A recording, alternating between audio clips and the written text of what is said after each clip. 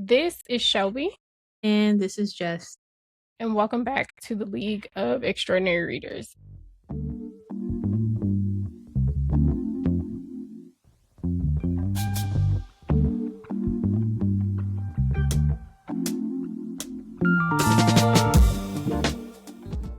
This week, we have a guest that I am super excited to have because I've been following her on socials for a long time.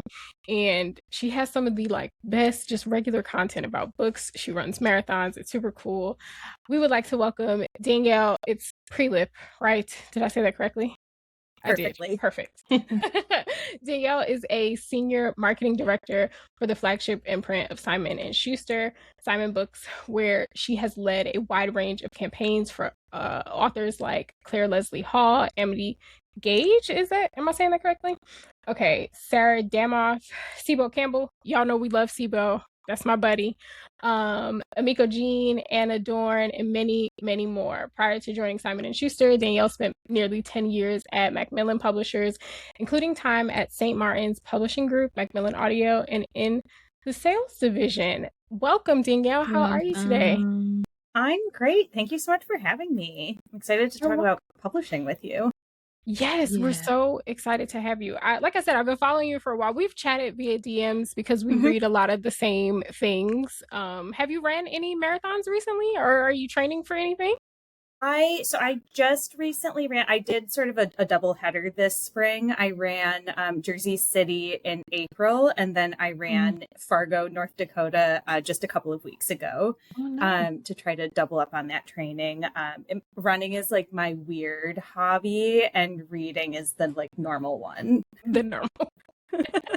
I love that. A weird and a normal hobby. I'm trying to think what would be my weird hobby. I think journaling and stationery is my weird hobby because That's I not feel weird. like I love that. I wouldn't say it would be weird. But the way that I kind of hoard stuff, I feel like I'm in here whatchamacallit, Gollum from Lord of the Rings, like my precious, I kind of it scratches a part of my brain. Yeah, they're my things. So so we have a bunch of questions. Publishing is this very, I feel like because social media is involved, it's we know what's going on, but it still is kind of like this looming darkness in the corner where it's no, we don't actually know anything, anything at all. Yeah. And there's all this talk on social media. People are always, well, I feel like the book community, for a bunch of people that read books all the time, we're always arguing. Nobody knows how to have a regular conversation. It's strange because we read books for fun. So we're really happy to have you. What was your journey into publishing like? Did it start because you like reading, or was there something else? So I had sort of an interesting entry to publishing and I sort of need to take you all the way back to college to really get there. I went into college thinking that I was going to be a teacher. I started out as a music and English double major, and then I scaled it back to just an English with ed focus major. And in the middle between my sophomore and junior years of college, I had an opportunity to go study abroad. And I did a super nerdy Shakespeare intensive program at Oxford. And that was sort of how I spent my summer. And coming out of that program, I was connected with some other alumni who had also done the Oxford program, and they had graduated and gone on to do other things with their lives. And one of those people went on to be an editor in publishing. And that was sort of my first introduction to the idea of publishing as a profession. I was always a big reader. I obviously knew that being an author could be a profession, but I hadn't really thought of, well, how does that book actually sort of make its way into the world? And at that moment, I sort of shifted away entirely from the education track and decided to really focus on finishing my English degree. And it was in English with emphasis on literature, where the other option was emphasis on writing. So I'm really deep into the sort of the reading and sort of studying of books themselves. As I was approaching graduation, this alumni gave me a lot of great advice about, okay, here are some things that are going to be your pathways into publishing. A little sort of additional context. I grew up in Southeast Michigan, so not really a publishing center. And at that time, the heart and soul of publishing was New York City, and sort of that was it. You maybe had there are a couple of educational publishers that are in Michigan, or there are some Christian publishers in Nashville. We have Chronicle on the West Coast, but otherwise it's really like magazine publishing was a little bit in Chicago, but mostly it's like New York is the option. So I had sort of applied to some publishing internships, but didn't really get anywhere because I wasn't located in the city. And I was given the advice to look into some of the different publishing programs that are available, in terms of there are both certificate programs and full master's degree programs. The one that I ended up attending was NYU's publishing master's program. That has, from my understanding, really changed over time. When I went through that program, it was a 2-year degree, and all of the classes are always at night, but like it was a pretty significant time and financial investment, but it gave me sort of the reason to fully relocate my life, and also allowed me to continue to be a student, which is most often how you can get publishing internship eligibility, is you have to also be a student at the same time. So I kind of needed to still be in school in some way, and went the NYU route. I, again, spent a summer of sort of furiously applying for internships, and was lucky to get one with Quick and Dirty Tips, which is a podcast arm that is under the Macmillan umbrella. And that was sort of my first foot in the door. And it wasn't necessarily, and this is going to be sort of a common theme in my publishing journey, it wasn't necessarily the internship I thought I wanted, but it ended up being a really great and informative internship. And through that internship, one of the podcast hosts was actually publishing a book with St. Martin's Press, and I was introduced by the person sort of in the podcast group who was going to be also acting as his editor for St. Martin's. She helped to introduce me to the St. Martin's team that eventually hired me as a marketing intern in a future semester. And I also had the opportunity while I was in that program to volunteer at like the Mashable Media Summit, which is something that doesn't really exist anymore, but it was sort of a trade. Lots of other media people were coming in, and I kind of cornered a publicist from Penguin Press who was dropping off books, who was like, oh, usually an intern would do this. And I was like, oh, do you need an intern? So that's how I got myself an internship with Penguin Press. That was more of a sort of publicity focused internship. So I kind of just was taking on whatever opportunities I could take on. And again, publicity was maybe not my passion at that time. I really was like, I'm going to be an editor. And as I got more and more experience, I realized that actually my skills and interests were ultimately best suited for marketing. And the first sort of full-time job that opened up that was a right fit for both me and the team that I was joining was in the sales group at Macmillan.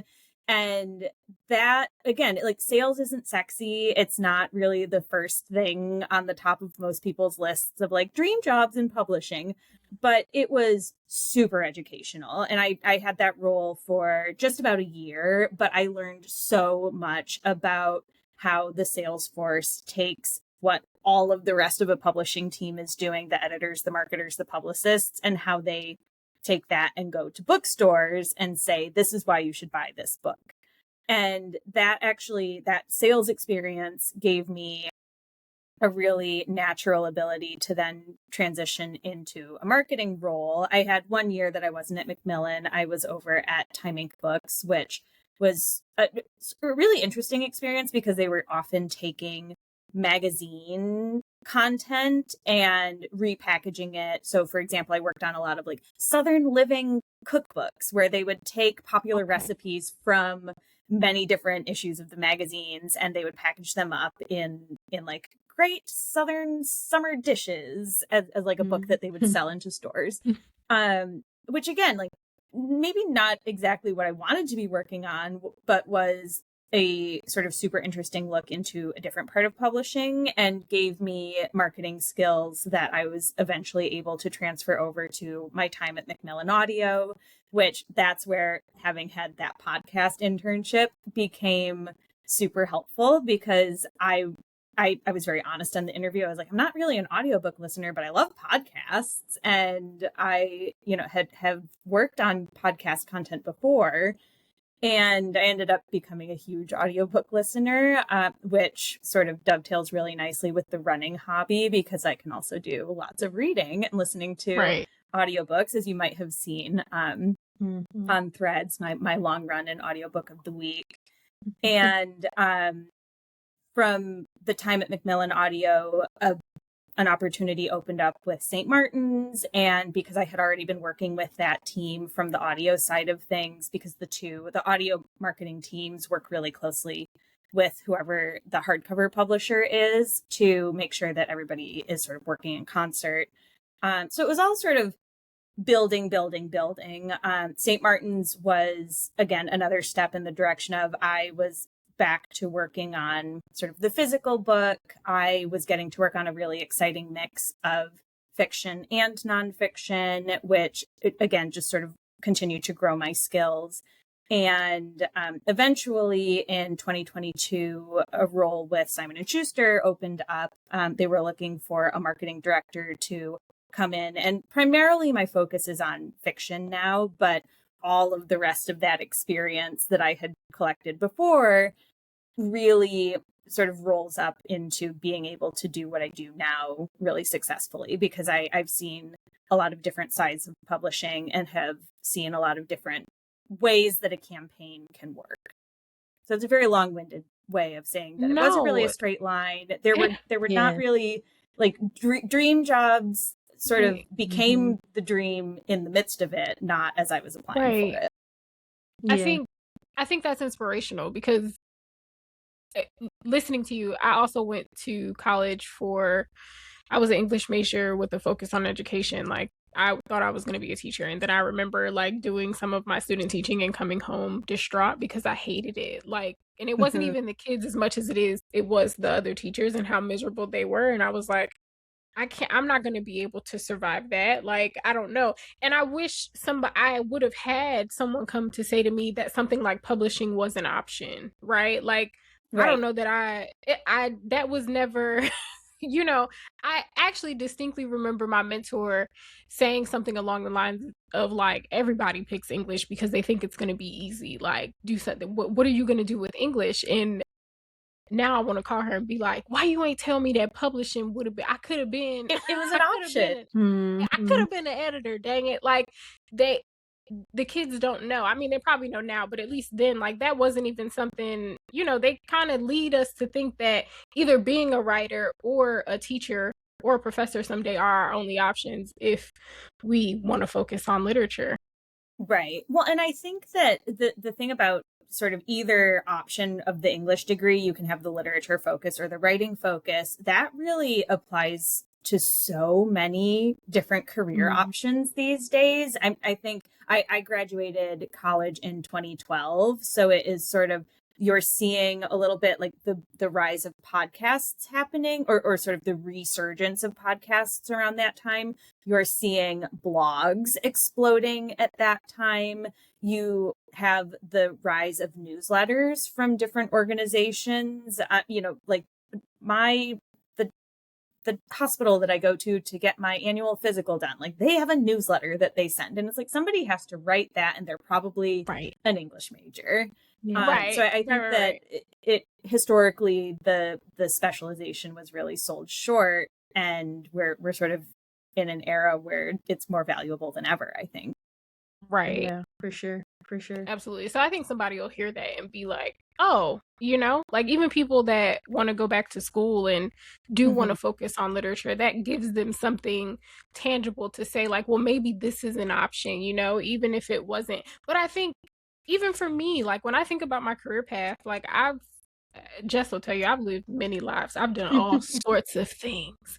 I've worked in sales. I've worked in banking. I've done all sorts of things at like a bunch of different levels, because that's just life. But they all have fit together somehow. Like my experience from one thing has led me to be good at this other thing, or help me connect with people in this other area, or whatever the case may be. So I think that's just a little bit more realistic. So with all of your experience, what shifts have you noticed since social media has become a big part of the publishing world? Because that hasn't always been a thing.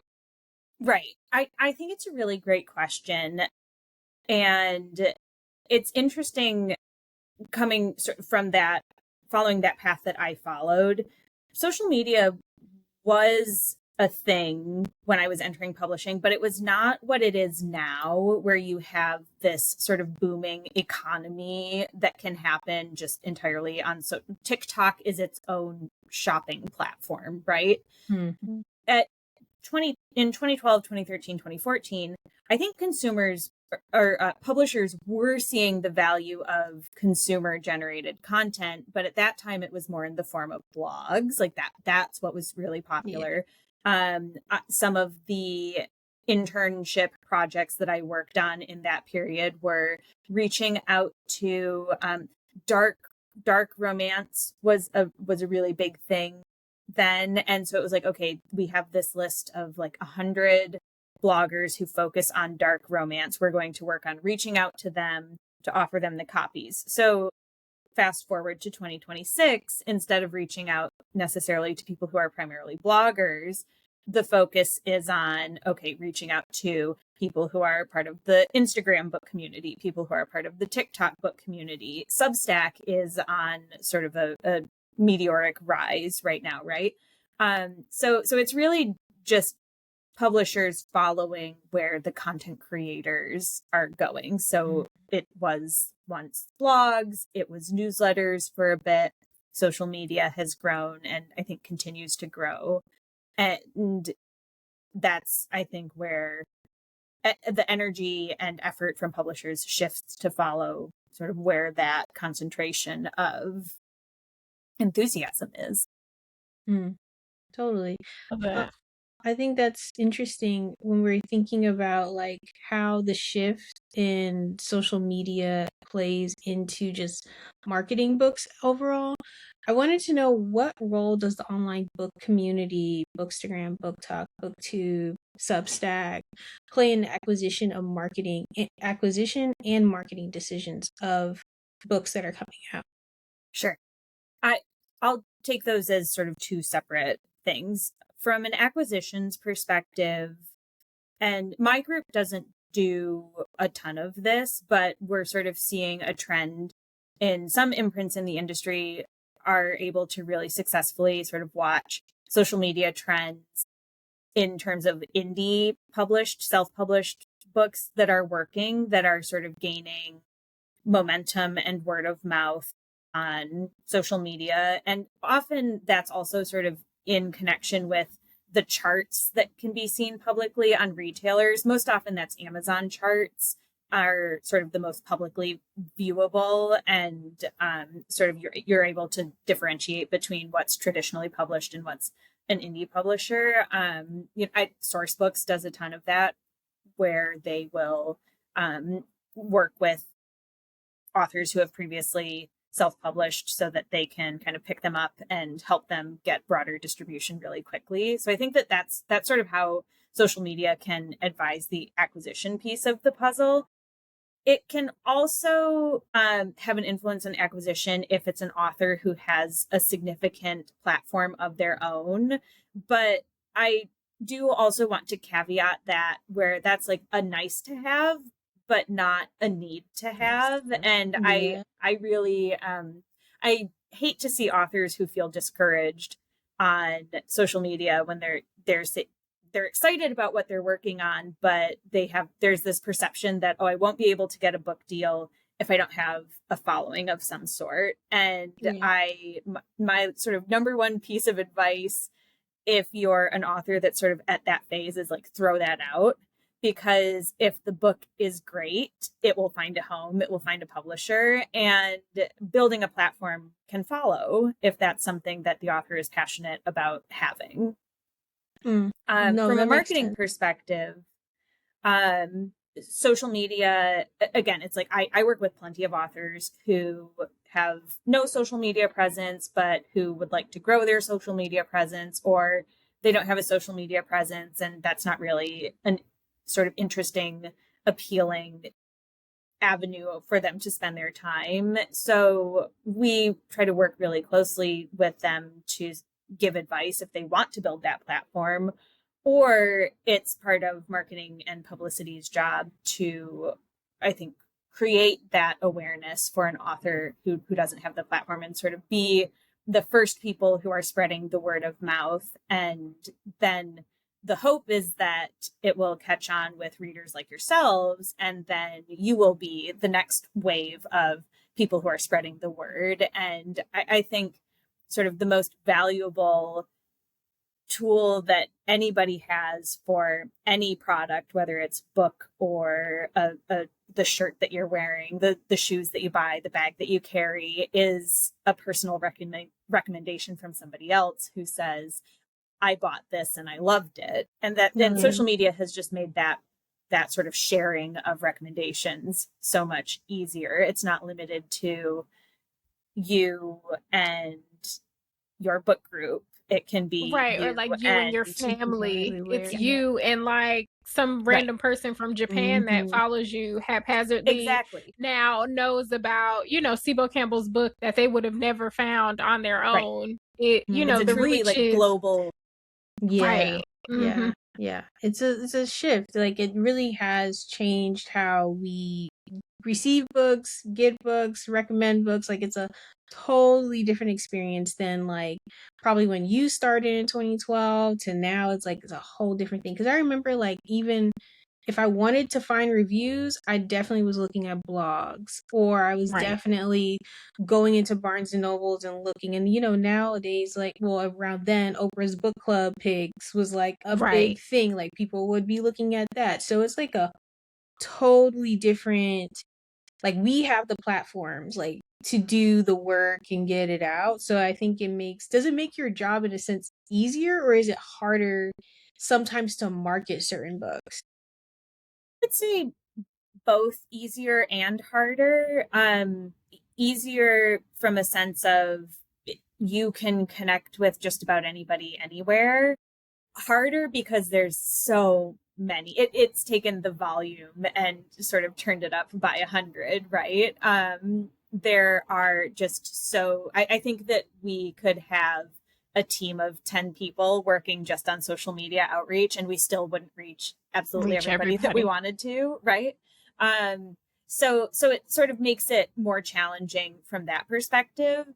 But my thinking, and I think the way that a lot of teams approach it, is try to really hone in on who will be the best champion for this. Like, who is that reader who this is going to be a 5-star for them, and sort of work your way out from there. Because if you can connect with 10 Sibo Campbell fans who are just going to go and shout his name from the rooftops, that is so much more meaningful than 100 people who are kind of like, well, maybe, I don't know, might not be for me. I want to focus on who's going to be really, really excited about this.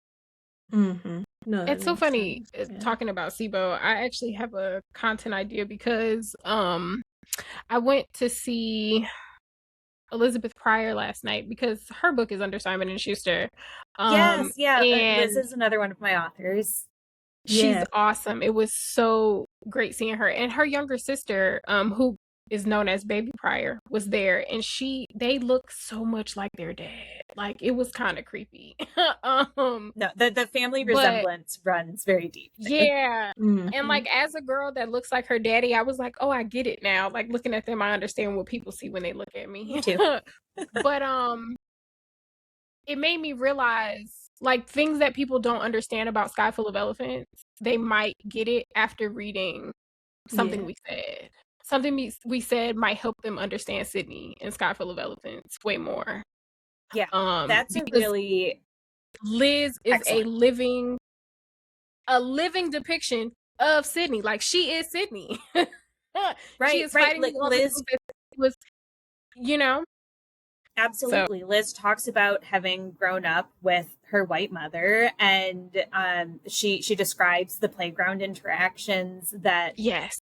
made her go home and say, well, why do they talk about me like I'm different? And Right. Like, what does all of this mean? Absolutely, that is such a great observation. Yeah, the similarities there. I'm going to take that. I'll start pitching the book that way.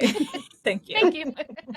Just tell them, send them to my Instagram page. Shelbey did that. But it was like, I think when marketing, like, those sorts of things, like these kind of conversations, I think that helps, right? Because Yes. us on social media, we see things in a certain way, whereas like you have the training, whereas I just read books for fun, right? And I'm just passionate about books, but I read so many that I see things that maybe you guys aren't looking at, or like not thinking about necessarily, because you have all of this other stuff that you need to consider when putting a book out there and getting it into people's hands, you know? Right. So. Absolutely. And it's something that I think about a lot too. As I'm a white woman. I can sort of only approach book campaigns from my perspective, but I really rely on my authors, and I rely on the feedback from readers who are coming from sort of their own lived experiences. Like, I am really very closely watching the NetGalley reviews, the Goodreads reviews, the social media reaction to see what are common themes that readers are picking up on that I might not have picked up on just because I am coming from a different perspective. I have sort of my own life path that advises that sort of is the background to how I read something. Right. And you have your own sort of perspective that you bring to things. So that is hugely, hugely important to me.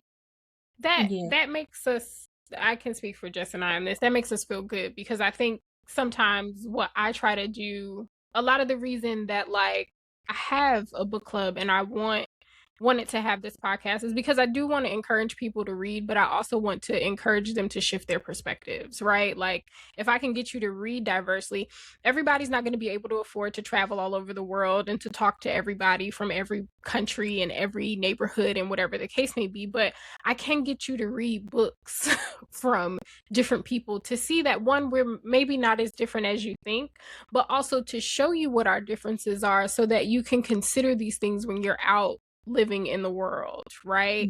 And it's like, when I see people reviewing certain books, I'm always concerned that like, I hope that the publishers know that like maybe some of these reviews are coming from a place of misunderstanding and not like genuine, like, not the book is not bad, like these people are not understanding what they're reading, you know? So trying to get people to be a little bit more, not necessarily neutral, but to understand that like, oh, all of my feelings are mine, and that's not necessarily a determining factor of the goodness or the badness of this piece of work or this author, right? Like, this is more about me than it is about, you know, what it's bringing up or what I read or whatever the case may be, you know? Yeah. And I will say for you, Danielle, because I've been following you for a minute and you're very active. I would say Simon Books is one of the most active influencer programs. And I feel like you are so in tune with what's happening, which makes a difference in the type of books that you guys are putting out. Because I'm in a lot of programs. Right. So you guys are not even because not even because you are here as a guest. Y'all are on the it. best at the whole, like, y'all probably can make money from the other publishing companies if y'all host a class and train them. No, because legit. I mean, from the time that y'all send us an email to say, like, here's what the offerings are for the month, or, you know, whatever, to the time that I get it, like, y'all have it down to a science, and it's noticed. Because again, we are in a lot of these other groups, and we are like, we want the books, right? Because we want to promote them. We genuinely love these authors. And what Jess and I have both been doing this 6+ years for the both of us, right? I still get excited to get advanced copies in the mail of especially my most anticipated reads. Like, I don't think that's ever going to wear off. I got a copy of the second book for The Birth of a Dynasty. I like ran around this apartment like a little kid on Christmas. It's the best feeling. The other day. It's the best feeling. Yeah. So it's like some of them, I'd be wanting to email them like, listen, let me help you. Do y'all need help?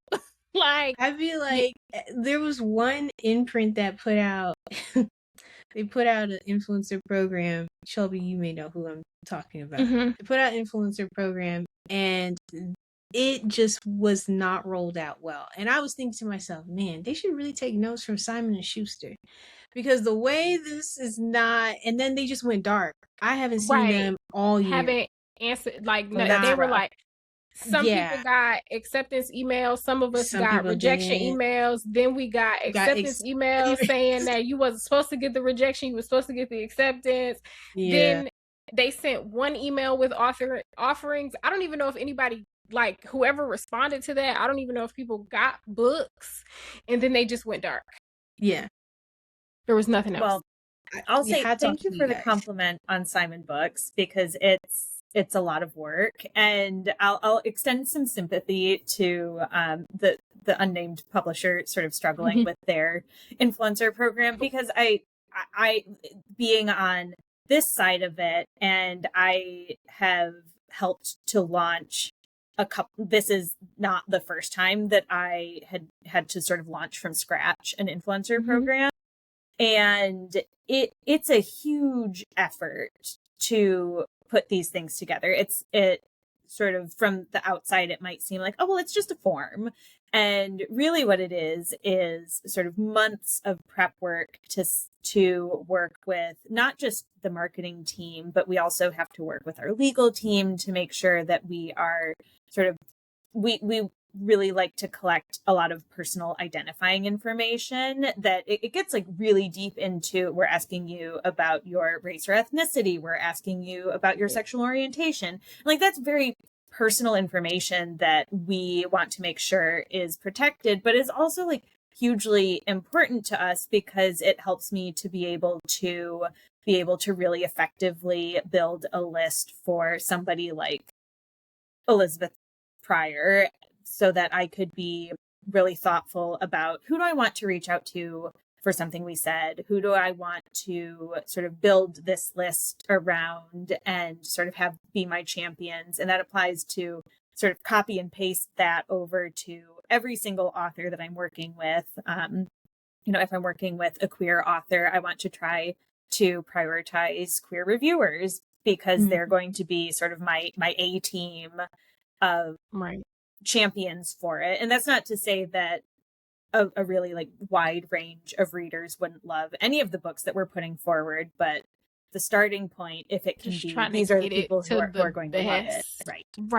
Yeah, totally understand that. I figured there had to be an extensive process behind it, because just trying to, y'all have so many imprints underneath you, right? Like, just trying to get the copies of books. I can imagine trying to email somebody to be like, hello, we need like, right. What y'all got? Give me the stuff so that I can send it to the people. Like, that alone, I'm sure, is a hassle. So I can only imagine. Yeah. I think part of why Simon Books can be sort of as sort of quick as we are is that we have focused that influencer program so that it is just offering titles that are coming from either Simon & Schuster flagship imprint, or 37 Inc. Books is now publishing again after a period of not publishing for a couple of years. So that really scales down the volume, where there are other influencer programs where if it's a whole big group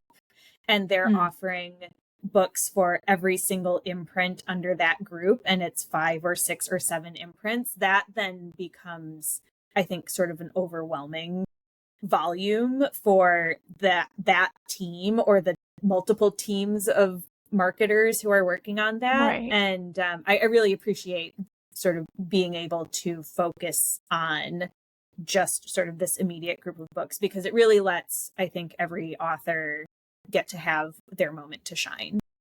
Yeah. Yeah, no, that makes sense. Because I find like even working with certain authors that are trying to market their books, and the main thing I hear is like, I don't have as much attention on my books after maybe 1 to 2 months, right? And I feel like you guys really, I mean, I'm not sure if it's similar dynamic in like the first three months you're like really going hard, and after that it kind of fizzles out. But I feel like you push, or you equip at the very least, if we can take for example Sipo Camel, like you equip your authors to really push the book so it keeps making those rounds. And I appreciate that, because like I said, working with other authors that are coming to me for marketing help, and they're like, yeah, other imprints have dropped, well, not dropped me, but like after the first 1 to 2 months, it's like dark, and I have to figure it out. And they're not equipped on how to figure it out. Or if they're equipped, they're kind of like, how do I keep going? And this is not my ministry type of thing. You know what I mean? So I like the machine. And also like running an influencer program is a lot. Like I did it for a smaller thing, and I was like, no, it's a lot. Like it's a piece of my job. And people don't understand that influencer marketing is a whole different department than social media marketing or just general digital marketing. Like those are three different hubs of things overall.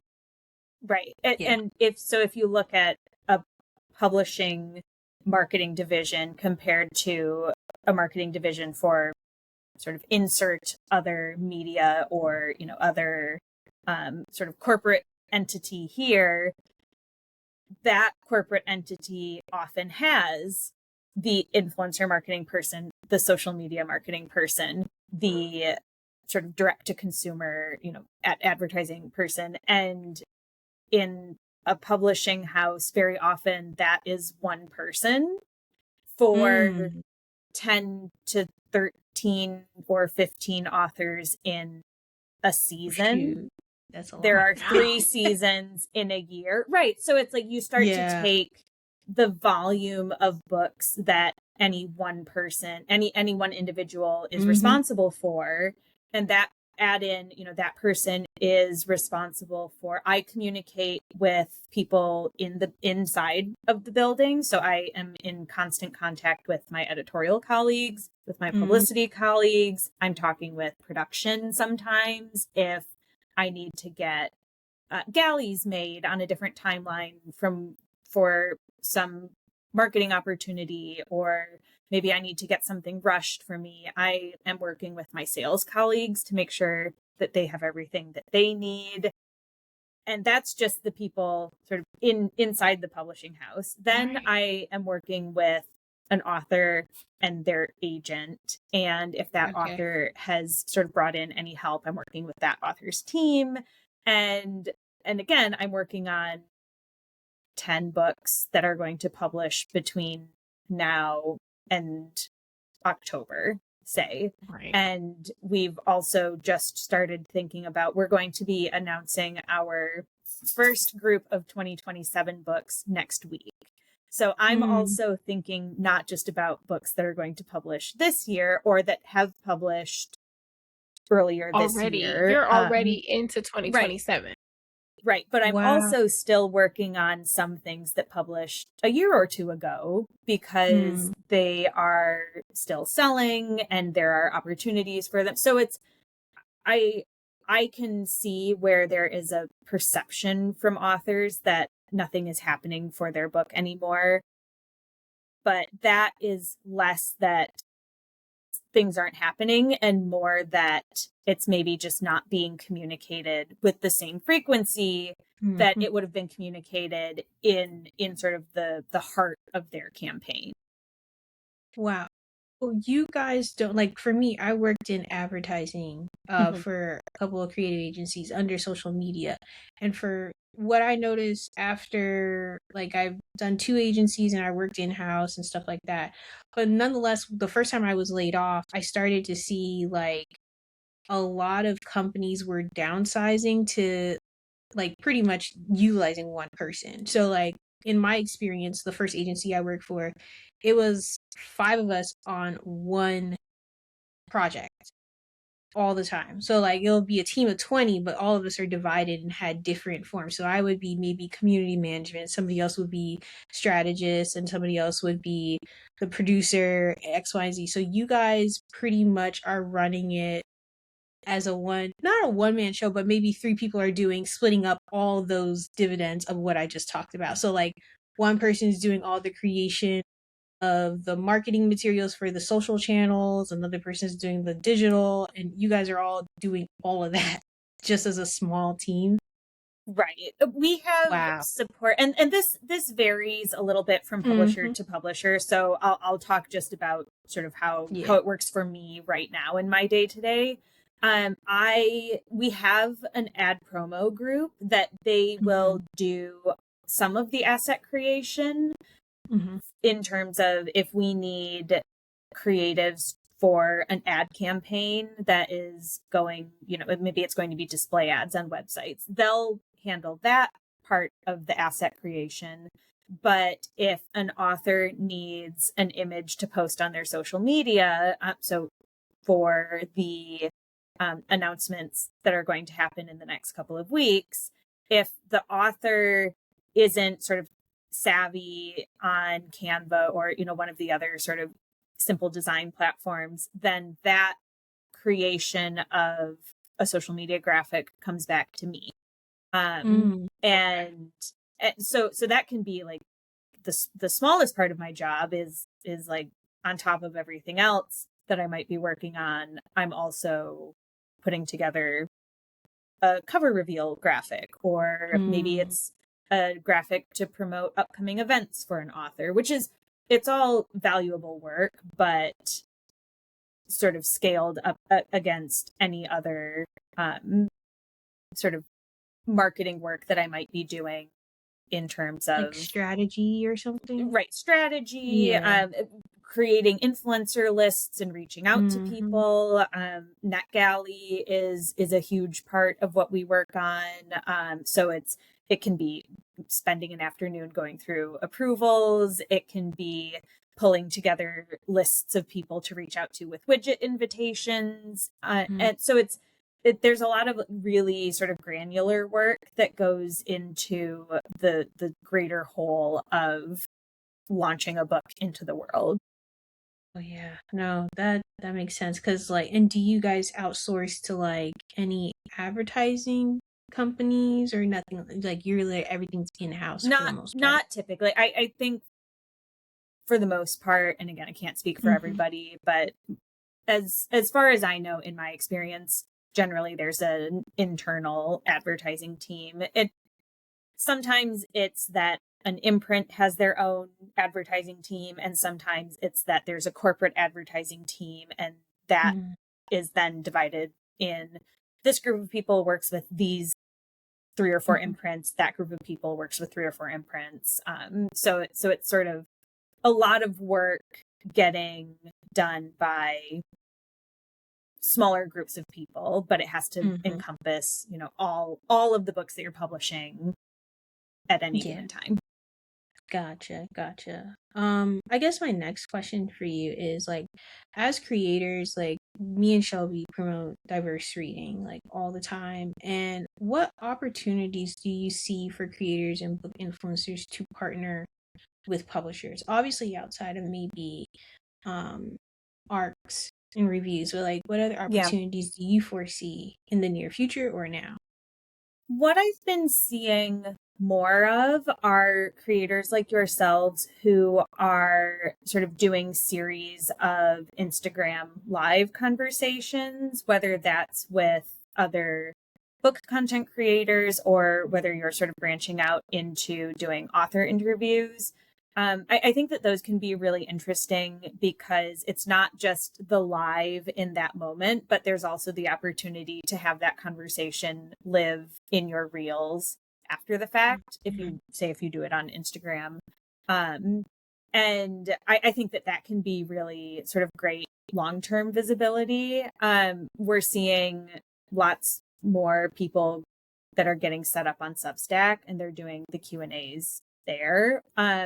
I love a sort of book club of content creators where maybe you don't need the author to participate, but you are sort of hosting among your community conversations that are happening that way. We're working more and more with sort of social media book clubs, and I think that it goes back to that word of mouth that we're looking for and that sort of personal recommendation.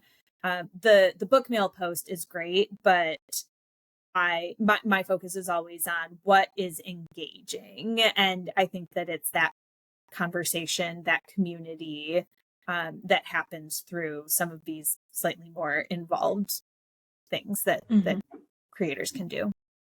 Yeah, I've been seeing that a lot, and it sounds like it looks like it's very useful. And it goes different places where creators are able to moderate nowadays in person too, which is really cool.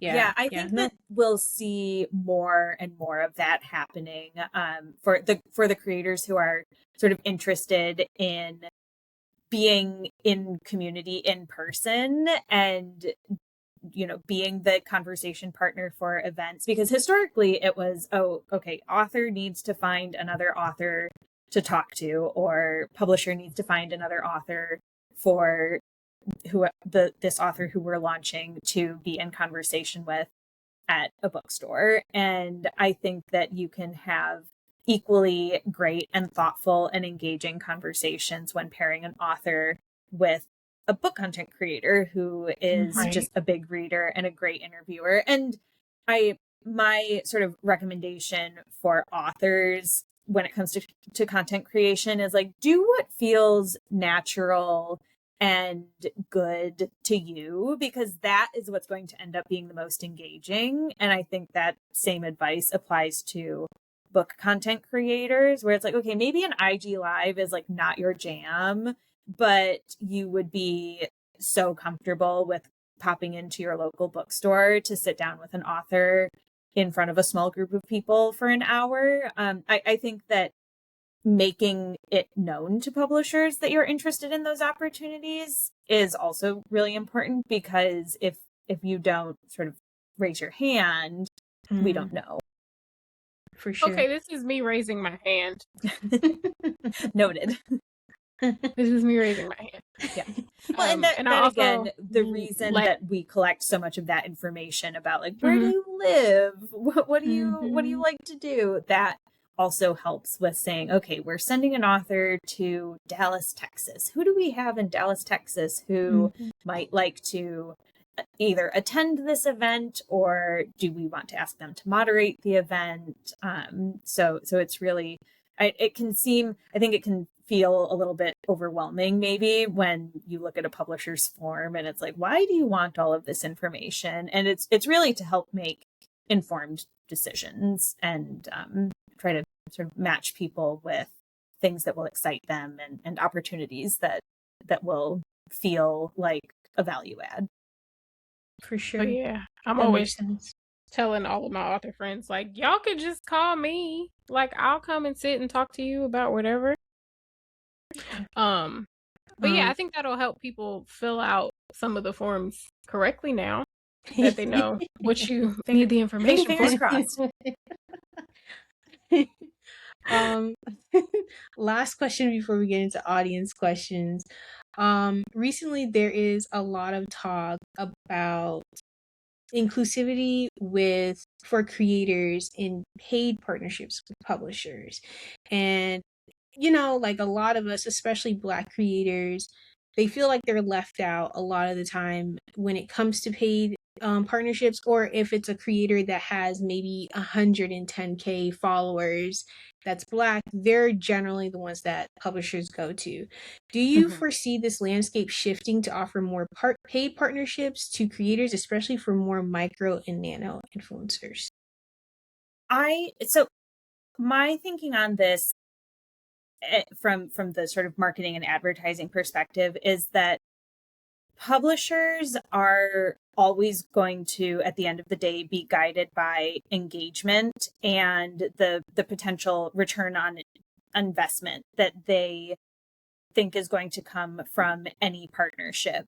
And that is sort of regardless of, do you have 10,000 followers or 100,000 followers? I think engagement is king among all of those things. And engagement you can sort of pretty easily gauge just by digging a little bit into what a person's content is, what do the comments look like on that content? Does it look like it's just people kind of saying yay, or is there conversation that's happening there? Like that engagement and like real community building is, I think, the most selling. And so my advice is for any creator looking to work with publishers is to focus on making engaging content, and the opportunities are going to follow.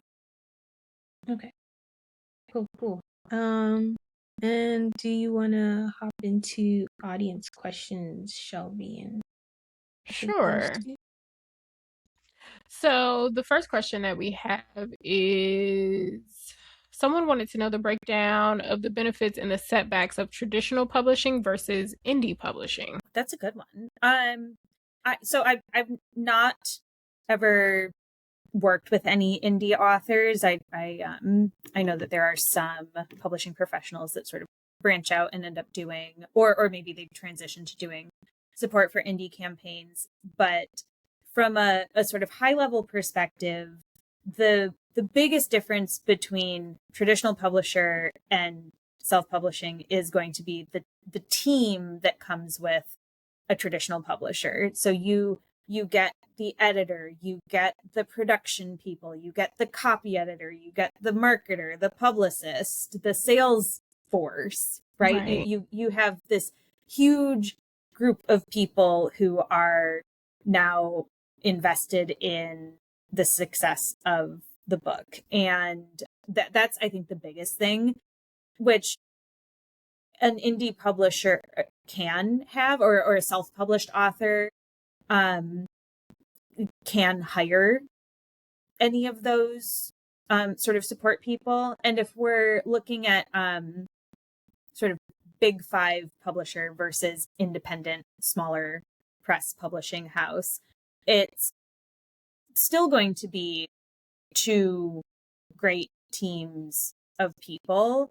It just may be that big five traditional publisher has 100 books that they're publishing in a time span, where the smaller independent publisher is maybe publishing half of that. So you have a little bit, you might have a little bit more sort of time out of any given day that is given to your book. But I think that it's also important to look at personality, like the editor that you're going to be working with, if you're going the traditional or independent publishing route, that's probably the person the author will talk to most often in the entire lifetime of their book. So like that's, I think, really, really important to put a lot of emphasis on. Is this an editor who I think I can have an amazing working relationship with? Mm-hmm. Makes sense. That's so cool. I kind of want to talk to editors more. I got to meet Jasmyn Ward's editor at a writing retreat that I went to a couple months ago, and you would have thought I was meeting Beyonce because Jasmine Ward is my literary Beyonce. And I was like, oh my God, like tell me everything. And the other people in the room had heard of Jasmine Ward, but they hadn't read like all of her stuff. So I was really the only person asking questions. You Like got to I have was, your moment. yeah, and they were looking at me like, girl, what is happening right now? And I'm like, why are y'all not also as well excited? What is happening? But that's good to know, because I think a lot of people, one, don't know that there is that much of a difference, but that there are still some similarities between the two publishing worlds. Because like my mom, I've gotten her into reading some like independent romance and things like that, and she'll always say like, well, why isn't there an audiobook? And I'm like, do you know how much that costs? Like, Mhm. Yeah. you asking some lady that's in her basement, you know, typing over this computer where her kids and her husband are sleeping, to come up with the money that she using to send the kids to summer camp, so that you just gonna have to read it with your eyes, girl. You know? Right. Right. That's, I think, if you want to boil it down to really, really simplistic terms, traditional publishing, the publisher is, footing the bill of that investment in the production costs, the paper, the shipping, all of that. And if you are an independently published author, self-published author, you're the one that is making that investment. And I know self-published authors who do that really, really well, but they are committed to the craft of not just being a writer, but also they are their own marketing team. They are their own publicity team. Yeah. They are invested in themselves. And I really respect and admire that, because even just like my one piece of the puzzle, I'm a whole full-time job. So independently published authors are taking on like 7 different full-time jobs, Right. to be able to do it successfully. Yeah, they really are a class act. They get an A+ in my book because they really are doing all the things. And then I always tell people too, like, you have to remember that people are putting down on paper their brainchild, like something that they thought up in their brain. They are able to put it on paper in a way where we can read it and it also makes sense to us. Like, that is talent. Whether you enjoyed it or not, you can read that and know what they're talking about. And that in itself alone is something that's amazing. And then they still get on the internet and do all the other stuff too. Like, it's crazy. The next question, this one is from one of our close friends, Sarah. That's a shame. I know the type of questions that Sarah will ask. Sarah wants to know, what kind of book lists do you and your colleagues pay attention to, and why? So like, do you guys follow like the New York Times bestseller list, or? So if we're talking about bestseller lists, I'm interested in all of them, because the New York Times list is not strictly a sales list. There is also some editorialization that happens there that is sort of a mystery to everybody involved who like isn't that desk at the New York Times. And I think it's really interesting to see the difference between, say, the New York Times bestseller list and what is on the USA Today bestseller list, because the USA Today list it's not just fiction, nonfiction. You get children's books in there, and they're all it does not distinguish between any of the different genre categories. It is just, here are 150 books that are our bestsellers of the week. If you're more on just sort of the industry side of things, the Publishers Weekly list is a really interesting one to look at, because they are more strictly sales. And I think my personal favorite to look at, and this is something that you have to have a subscription to, are the BookScan bestseller lists, because that is just numbers. And it's really interesting to see, for some of those, you can kind of break them down by regions, and you can see, okay, out of the United States, this book is actually selling the best, not in New York or California, but in like the heart, the middle of America.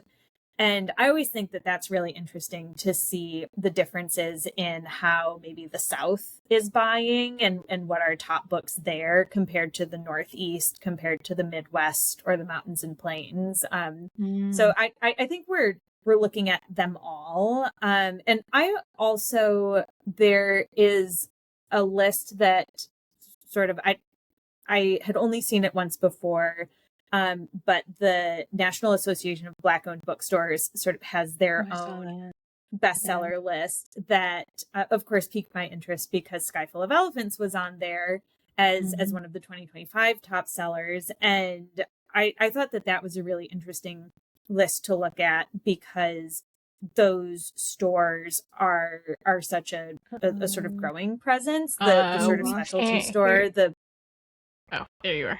We microphone couldn't hear you. We can hear you now. Yeah, we can hear you now. Great. I think the Black-owned bookstore list is really interesting because it's a growing set of independent bookstores are sort of the specialty and diversely owned bookstores. You know, a lot of queer bookstores. We're seeing romance bookstores on the rise. And I think it's really interesting to see, okay, so if we narrow down to a more sort of specialized store, what works best for them compared to a really broad general interest store. Oh, that's really cool. I know Sarah, that book scan list, if Sarah can go in and see like individually, she's gonna have a time with it. My friend is a nerd. It's really cool, but I have a feeling it's probably really expensive to get a subscription to that. Yeah, no, she would risk it for a little while because now she's going to be curious. Like I can hear her already in the future texting our group chat saying, oh my God, how expensive could it be just for like a little while? Because she's going to for a minute, just for a peek. Just for a little while. She's just going to peek at it. I know our friend, she's going to be like, I have to know. I want to know who's buying what. But that's really cool. That's great. I actually don't look at any lists personally because they stress me out. I love that for you. That is the way to be.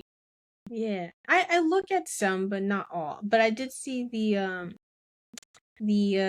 Black-owned bookstores one. I thought that was interesting. Whenever I come across it, that I need to look into. That I'll probably keep on my radar from now on. But like the New York Times bestseller one, like that, USA Today, all of that, because it's like there are books that like I have at the front of my mind, and then I look at those lists and I'll be like, I've never even heard of these people. Like I don't even know. Like, how is it best selling? I don't even know. Now it's something else I gotta read, possibly. So I try not to be bothered. Danielle, do you have a praise for, whether it's for a book or for an author? I do, and in sort of keeping with our Sibo Campbell theme, I recently finished reading Sibo's 2027 book, which is the title is Wells Without Water. If you head over to Sibo's page on Instagram, he has a little bit of teaser material that's out there, but more information to come very, very soon on that book. And I'm really, really excited to share it with you both because it's excellent. I feel like if you didn't think he could top Sky Full of Elephants, I challenge you to read this book because I think he's really one-upped himself. Did you see my my Instagram reel? Because when he posted a couple of weeks ago, I was on Instagram like, dial up Simon. Where's mine? I need a copy by today. Oh, he was like, I have a list. Okay. I have a list. I'm checking it twice. Fans of Sibo over here. I was in his DMs like, me. I don't care about the rest of them people. Me. He was like, I got you. Don't worry about it. Yes. So, yes. I'm excited. I'm very, very proud of him. Sibo is just a really wonderful person to work with because he is an excellent writer and he is a super brilliant marketing mind. So that is just like my sort of dream to work with. So again, really excited for Wells Without Water. Oh yeah, we're excited too. We're hoping to get him back on the pod early next year so that we can talk about the book with him and just hang out. He's awesome. And I'm He's hoping great. he does another like immersive event, because he did the event for Sky Full of Elephants. Okay.